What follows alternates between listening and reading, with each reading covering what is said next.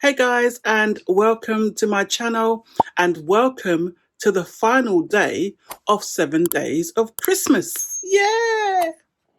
Well, yeah, all right, Tiggs. Yeah. Not yeah, that is good, but yeah, but anyway. Yeah, guys, it's my final day. And yeah, we couldn't let the final day pass without Tigger being here. Not that it was of my choice. She followed me down here and she looked at her bed and thought, why is it not put up? Put it up, please. Put it up, please. So I had no choice. But then, guys, if you can hear this gentle in the background, Lucy's over here. So Lucy's down there because she likes little dark corners, and Tigger's up here. I'm outnumbered, guys. But today is the final of the 7 days of Christmas. And guys, I'm not going to lie, it's been challenging, it's been tiring, but I have actually really enjoyed it. And I wish I could do it, for the whole 12 days or 24 days. But guys, YouTube is not my full time. And I want to say thank you so much for all your lovely messages and comments. Oh my gosh, when I read some of the comments, I'm so overwhelmed, and I'm so grateful that you guys think enough of me to sit down and watch me and spend time with me and support the channel. And I thank you to my G's, my day ones. I thank you to my newbies. I thank all of you for your support. But guys, I'm acting like I'm leaving. I was going to say I thank my mum. I thank this. No, this is not no award-winning red carpet speech. Tiggs, man. Yeah, this is not one of those. This is just me showing my gratitude for all of you who support my channel. Yeah, innit, Tiggs? Tiggs wants to say thank you too. Innit? Say thanks, Tiggs. No? Okay, she's not saying anything. She goes, I just give you my bums. Look, Tiggs. Look, please, can we not do this? Here she goes. The roly-poly stuff started again. So, what am I actually meant to be doing? What am I actually meant to be doing? Oh gosh. Right. First of all, let's do jumper of the day. And Tiggs, please. Jumper of the day is my lounge suit. I thought I'd wear my Christmas lounge suit. I don't know about you guys, but I keep all my Christmas things in a big IKEA bag. And every Christmas I get out my Christmas hoodies, my Christmas snuddy, my Christmas lounge suits, my Christmas jumpers. And when I saw this, I thought, yeah, I feel like putting on a lounge suit today. I just feel like just sitting down and chilling with you guys for a little bit. So this is my lounge suit, and I got this from Primark about 2 years ago. Yeah, and it's really, really comfy. My Christmas lounge suit. So yeah, I thought I'd wear that today. But I will continue to do my jumpers of the day for the remainder of December, guys. So don't worry. Right, so let's do candle of the day. And candle of the day was chosen by you guys. Yeah, you guys overwhelmingly said you wanted this candle.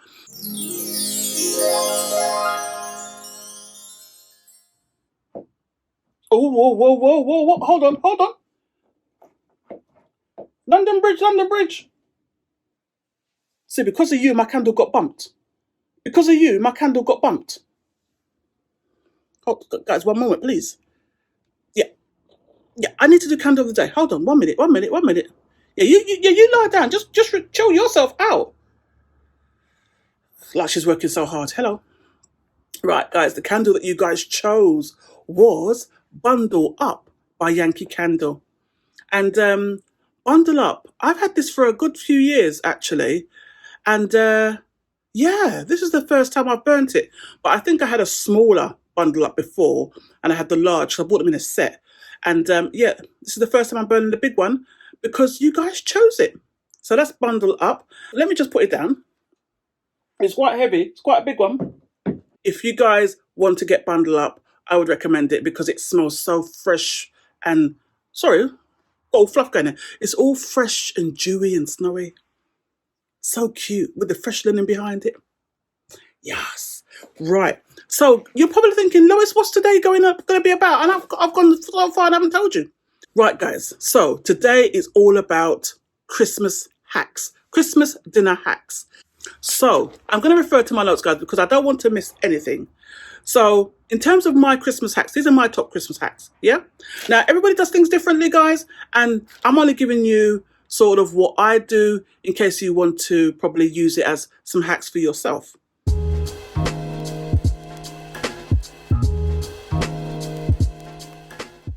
Each year, I have my little planner. Now, this is my Christmas planner. Now, you can get this for £1 at Home Bargains. And, you know, you maybe buy up a couple and then you got it every year. Or if you want to photocopy the pages. And then that way you've got the actual book itself and you can photocopy it and go along. So inside there, what it does, it tells you about, you can plan for your cards and your presents. You also can plan for your food and your drinks. And you also got an additional note of planning in case you want to go forwards and plan, you know, if you're hosting maybe, or if you're not hosting and it's just for you and the family, you may want to plan how you want to have your Christmas dinner.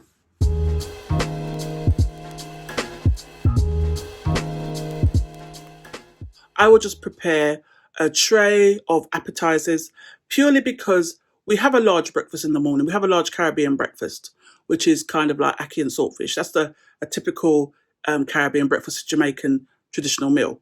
So that's what we have for breakfast. So that's quite large. So throughout the day, I'll prepare appetizers so that if you want to pick at it, then you've got something that you can kind of pick at. And that way it will save people kind of waiting at the table thinking, oh, when is it gonna be? When's it gonna, hurry up, serve it. You know what I mean? So appetizers are always prepared for the morning, and that way your guests, or if your family or whoever is there with you, they can kind of nibble at it. And it's kind of a festive way to also mingle and have a bit of a chat at the appetizer area of the room.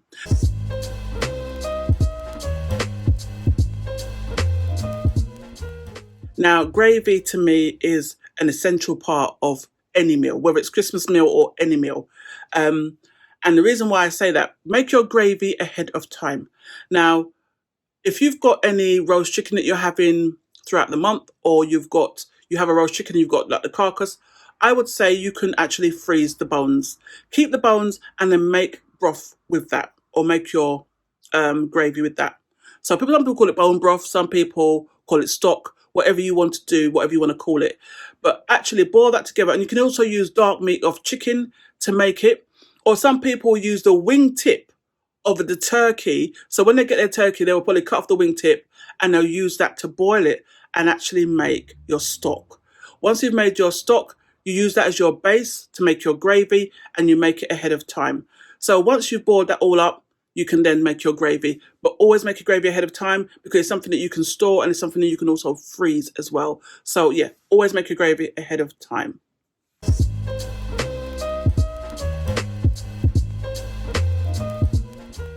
Now, what I would say to you is to roast your potatoes the day before. Start them off by parboiling them for a short amount of time. And then once you've parboiled them, then you can either do it two ways. You can either put it into your oven in, any fat of your choice, if you roast them that way, and then roast them for a short amount of time, say about 15-20 minutes. Take them out, let them cool down, and then actually cover them put them in a sort of a container with a lid. Cover them, put them in your fridge.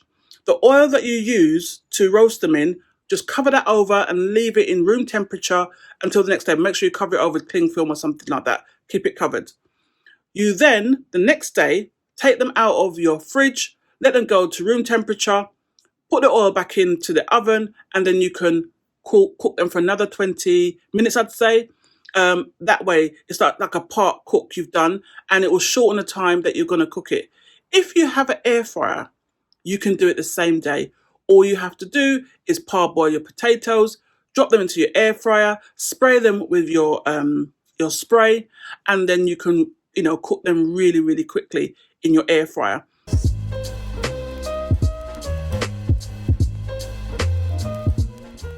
Guys, I would say if you have an air fryer, make use of it in the season, because what I found is once I got an air fryer, it changed the game, because you've got your oven that you're using the top of the cooker, and you can do things like your vegetables in your air fryer, your pigs in blanket in your air fryer. certain things can go into there and make things a lot quicker. And also, if you're trying to cut down on using a lot of electricity in your or gas, then that way you can use the air fryer.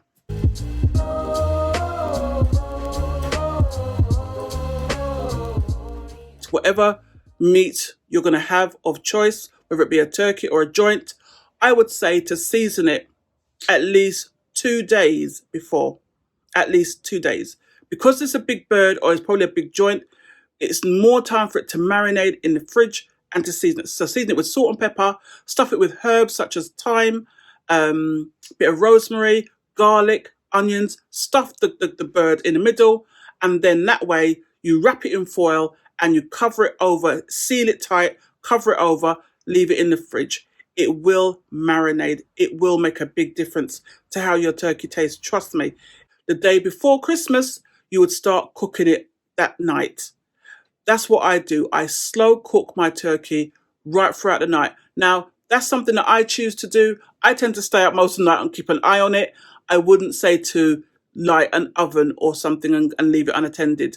Or if you're that sort of person, you can start it maybe 6 o'clock in the morning. But the sooner you start that turkey, the better.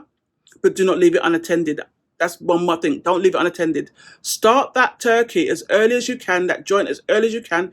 You turn your oven down to quite a low setting and you let it cook slowly. That is the one hack of a moist turkey. You let it cook slowly. It's wrapped in a foil. Or another tip, if you have an oven roaster with a lid, if you have a roaster with a lid, let it cook in there with the lid on for hours and hours. It will be the softest bird you ever cook. Every time I've done it this way, people say to me, I don't like turkey, but yours is so soft. Slow cook it. That is the key to a tender turkey or a tender joint. If you want to crispy it up at the end or brown it, you then take off the lid, you open the foil, and then you brown it for about half an hour, 45 minutes, depending on the size of your bird. So that's your turkey. Also, they have a little clue or hack for turkeys or joints is you pour some stock into the bottom of the pan. Just a little bit of stock in the bottom because that will steam the bird as well in that time, and it will dry out eventually, but it steams the bird moist, guys. Trust me.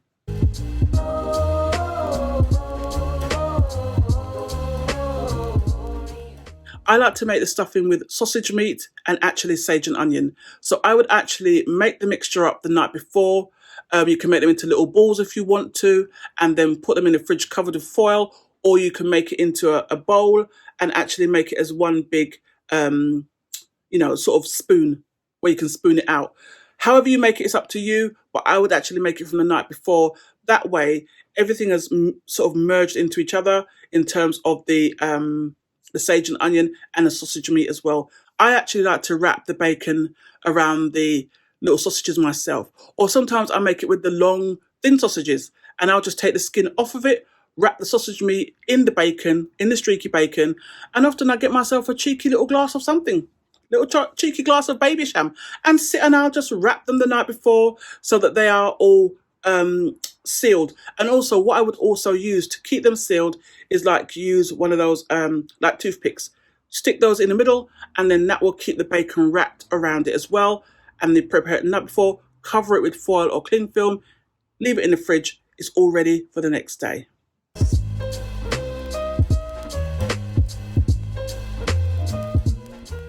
If I want to save time, I will use prepared vegetables already in a packet, and then I will just use, roast them as I see fit. Now, again, you can do them in the oven, you can do them on the top of the cooker, or you can do it in your air fryer. Now, I like mine done in the air fryer because it's really quick, but if you haven't got them in the air fryer, you can do them any which way you want to on the stove, but that's what I tend to do. If I'm going to go fresh, I will then do them probably first thing in the morning and prepare them. But if you want to jazz them up a little bit, I tend to use carrots and parsley. You can always use an extra little sauce on top of it. So with your carrots, you may want to use parsley, a bit of garlic, and also a little bit of olive oil or butter. And then you mix it, pour it all over. Lovely bit of sauce on top for that. Or some people like to put balsamic vinegar on top of it with a little honey, and that way you've actually got a nice dressing for your vegetables. Now, Brussels sprouts, I can't stand Brussels sprouts. The only way I may have them on my plate is if I do them this way. Now, my daughter, she loves them, so I have to include them in our meal. So with Brussels sprouts, I would always fry up a little bit of bacon and onions together. I would then add the chopped Brussels sprouts in there, once you parboil them. Add your chopped Brussels sprouts in there, stir it up, black pepper and salt, and that gives it a kind of, it takes it to a different place in terms of Brussels sprouts. If your kids don't like them, that's another way you could try them on it with a bit of bacon and onions all done together.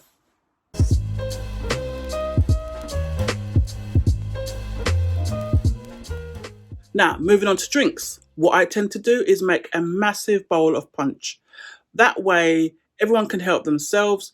It's kind of a bit of a party vibe as well. People can go and, take their ladle out with their cups and help themselves to the punch. That's what I tend to make. I make two types of punch. I'll make a fruit punch, like a Caribbean punch, and then you can add alcohol to it if you want to. I also make another smaller punch, which is more of a Guinness punch. That's more of a thicker meal. It's like a meal actually, but it's not a meal, but it's a thick drink we have in the Caribbean, Guinness punch. So I'll make two types. You've got the fruit punch or you've got the Guinness punch, but I have them in a big bowl and people just help themselves to their punch drinks.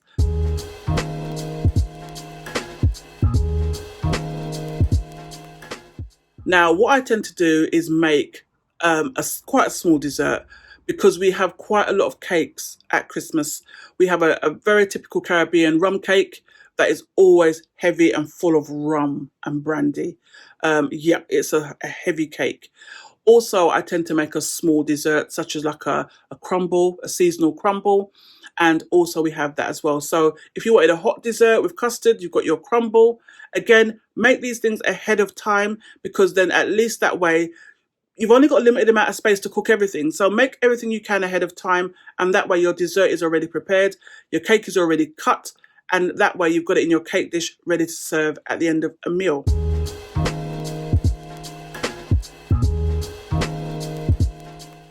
If you're setting your table, set your table at least 2 days before. It may mean eating on your lap. Everyone's on their lap with their trays. It may mean that, or whichever way you want to eat in the front, and whatever you want to do. But I would lay your table at least 2 days before. That way you can see if you've got all the right place settings. You can see if you've got all the right napkins. Everything you need. You've actually laid it out. You've dressed the table. You understand what needs to go where. You've got your gravy bowls. You've got everything you need. And you've got enough room to set out your hot pieces of meal. It depends how you do it. Some people will bring the plates to the table with the food already on it, dished, from the cooker. Or some people like to lay out all the serving trays, and then you can serve from the table. Everyone can help themselves. That's why it's best to lay your table at least 2 days ahead. That way you can see exactly the spacing that is needed for how many people are going to be there, for how many hot serving dishes you're going to have on your table. So that is my top hacks for Christmas, your Christmas meal. Yeah.